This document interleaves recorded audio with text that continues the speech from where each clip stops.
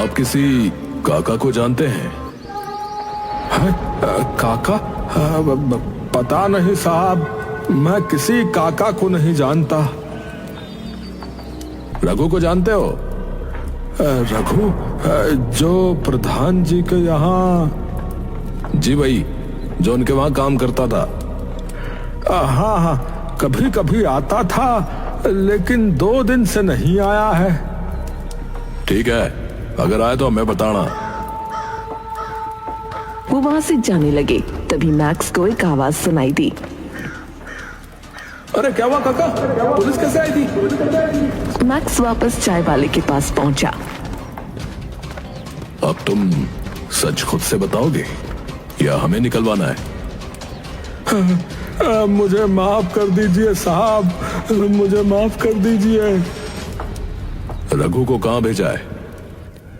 साहब, मुझे एक चिट्ठी मिली थी जिसमें लिखा था कि अगर मैंने रघु को छुपने में मदद की तो मुझे बहुत सारा पैसा मिलेगा।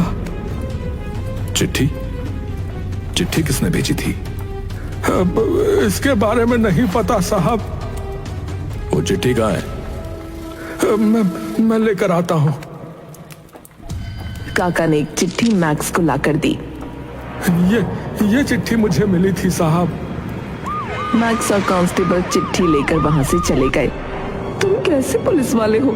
कल से अब तक मेरे पति के हत्यारे को ढूंढ नहीं पाए हो?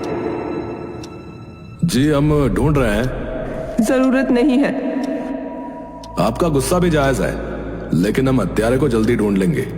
अब जरूरत नहीं है, क्योंकि मुझे उनका लिखा हुआ एक सुसाइड नोट मिला है। उन्होंने आत्महत्या की है। सुसाइड नोट कहाँ है? कौन? Suicide note? ये रहा। लेकिन डेड बॉडी खून से लथपथ थी। मैं क्या कहूँ, मेरा तो घर ही उजड़ गया। सुसाइड के बाद उनको जानवरों ने घायल कर दिया होगा। ऐसा कहकर वो जोर जोर से रोती है। उसने सुसाइड नोट मैक्स को दिया। मैक्स ने सुसाइड नोट पढ़ा। वो कांस्टेबल के साथ घर से बाहर आ गया। बेचारी कितने दुख में जी रही है साहब। अरे भगवान कभी किसी के साथ ऐसा ना करे। अब कैसे संभालेगी सब कुछ? मुझे एक बात अब तक समझ में नहीं आ रही है कि वो घायल कैसे हुआ। सर जी, अशरफी जी ने बताया तो है कि जानवरों ने घायल कर दिया होगा।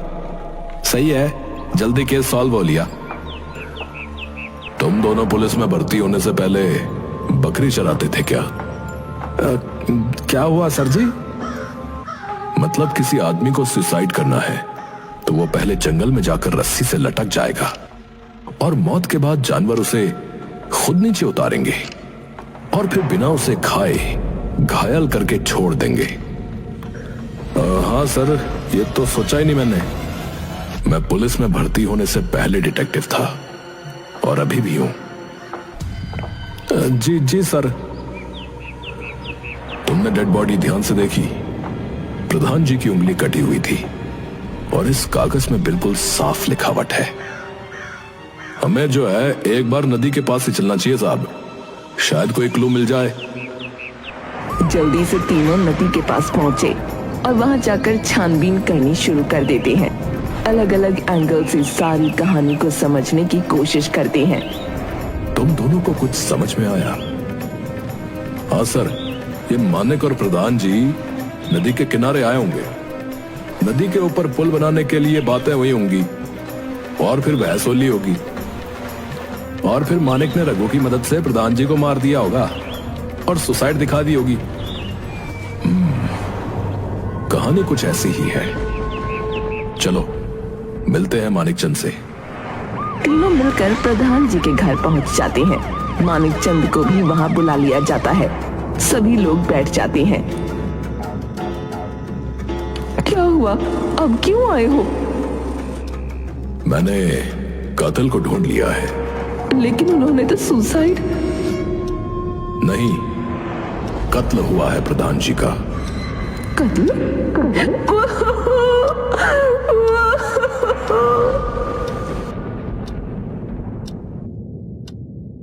ये उस रघु का किया हुआ है।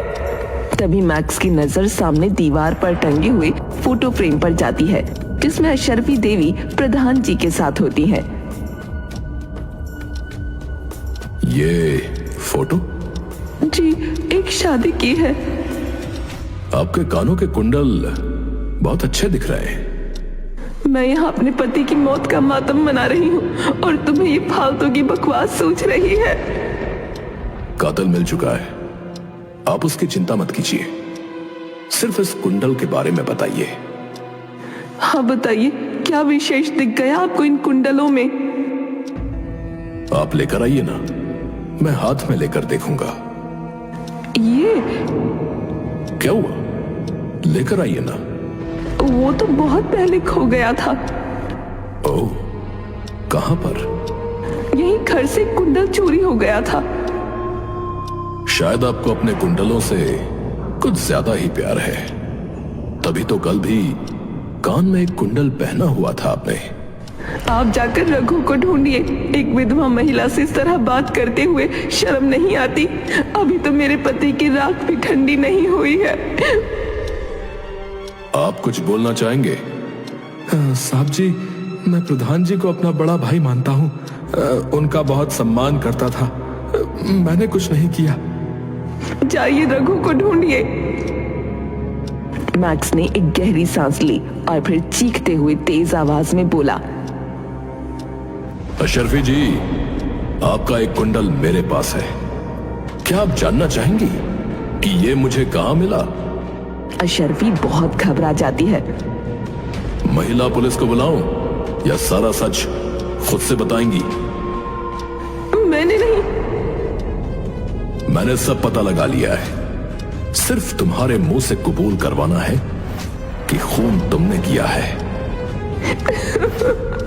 हाँ, मारा है। मैंने अपने पति को मारा है। मैंने इन्हीं हाथों से अपने पति को मार दिया। अब ये मगरमच्छ के आंसू बहाना बंद करो और जल्दी बताओ कि क्यों मारा। पूरा गांव वहां इकट्ठा हो जाता है। सब लोग अशरफी के बोलने का इंतजार करते हैं और हैरान होकर आपस में बातचीत करते हैं। मेरे बड़े भाई जैसे प्रधान जी को मार दिया और इल्जाम मेरे ऊपर लगा दिया। अब बोलो भी कि क्यों मारा प्रधान जी को? अरे बताओ, देवता समान आदमी थे बेचारे, हैं? लेकिन ऐसी महिला से तो राम ही बचाए भैया। कैसी दुष्ट महिला है, अपने ही पति की जान ले ली। अरे एक वो सावित्री थी जो यमराज से अपने पति के प्राण खींच लाई थी, और एक ये है। सभी लोग चुप रहिए। हाँ, तुम बोलो, कैसे किया ये सब इतनी सफाई से? मैंने सबसे पहले प्रधान जी को खाने में नशे की गोलियां दी।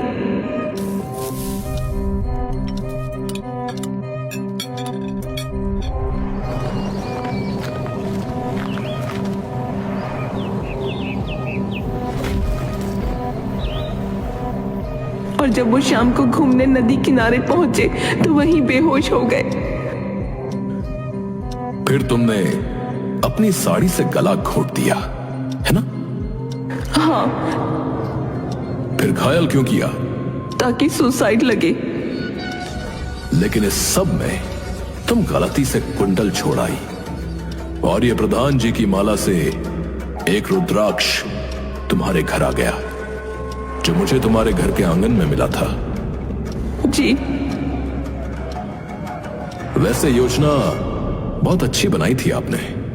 जी, मैंने सोचा था कि सबका शक मानिक पड़ जाएगा और काम भी हो जाएगा। ओह, अच्छा। लेकिन डिटेक्टिव एसीपी मैक्स के रहते ये कैसे संभव है? अच्छा, लेकिन ये बताइए, रघु और काका का क्या योगदान है इस सब में? और रघु कहाँ है? वो कोई ने पानी पिलाओ, बहुत कांप रही है बेचारी। रमेश अशरफी को पानी लाकर देता है और वो पानी पीती है। आगे की कहानी शुरू करें। जी, रघु की इसमें कोई गलती नहीं थी। शाम को रघु भी नदी की तरफ आया था और उसने मुझे देख लिया था। अरे मालकिन, अरे ये आपने क्या किया? तुम यहाँ क्या कर रहे हो? आपने प्रधान जी का कत्ल कर दिया। तुमने कुछ नहीं देखा, अगर बाहर जाकर बताया तो मारे जाओगे। मैं यहाँ से जा रहा हूँ। ठीक है, मैं तुम्हारे भेजने का इंतजाम कर दूंगी, तुम यहाँ से भाग जाओ। तब मुझे एक नया मोहरा मिल गया कि अब इल्जाम रघु के ऊपर आएगा, इसलिए मैंने काका को चिट्ठी भेजी, लेकिन तभी अचानक से रघु वापस आ गया। वो वापस क्यों आया? वो पैसे लेने आया था, कह रहा था कि 5 लाख रुपए दे दो ताकि मैं शहर में जाकर रहने लगूं। अच्छा, फिर तुमने 5 लाख दिए? नहीं, मुझे लगा कि अगर मैं इसे आज पैसे दे दूंगी तो ये आगे भी ब्लैकमेल करेगा और बाहर जाकर अपना मुंह खोल देगा।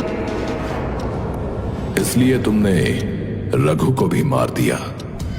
जी, अगर वो जिंदा रहता तो पुलिस उसे पकड़ती, वो तब भी मुंह खोल सकता था और ब्लैकमेल भी कर सकता था, इसलिए मारकर जमीन में गाड़ दिया।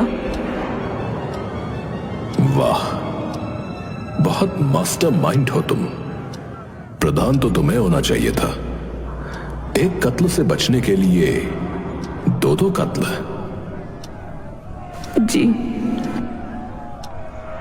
लेकिन प्रधान जी को मारा क्यों? प्रधान जी को पुल बनाने के लिए कई बार पैसे मिले, लेकिन प्रधान जी नदी पर पुल बनाने को तैयार नहीं थे। मैंने उन्हें बहुत समझाया, लेकिन वो मानते नहीं थे। वाह जी वाह, इतनी सी बात के लिए जान से मार दिया? नहीं, वो इस बात के लिए नहीं मारा। फिर क्यों किया तुमने कत्ल? नदी पर पुल न बनने से गांव के कई लोगों की मृत्यु होती है, लेकिन उनकी लाश कभी नहीं मिलती, क्योंकि प्रधान जी मानव तस्करी करते थे। क्या? जी, इसलिए पुल नहीं बनवाते थे, क्योंकि अभी नदी में डूबने के बहाने से उनका व्यापार चल रहा था। मैं इसलिए उनसे हमेशा लड़ती थी, समझाती थी, लेकिन उनको कभी समझ नहीं आया। मानक, क्या तुम भी ये बात जानते थे? अब जी हाँ, कई दिन पहले मेरा भी उनसे झगड़ा इसी बात को लेकर हुआ था। डिटेक्टिव एसीपी मैक्स ने इस केस को सॉल्व कर दिया और अशरफी को प्रधान जी और रघु के कत्ल के इल्जाम में गिरफ्तार करके जेल भेज दिया गया।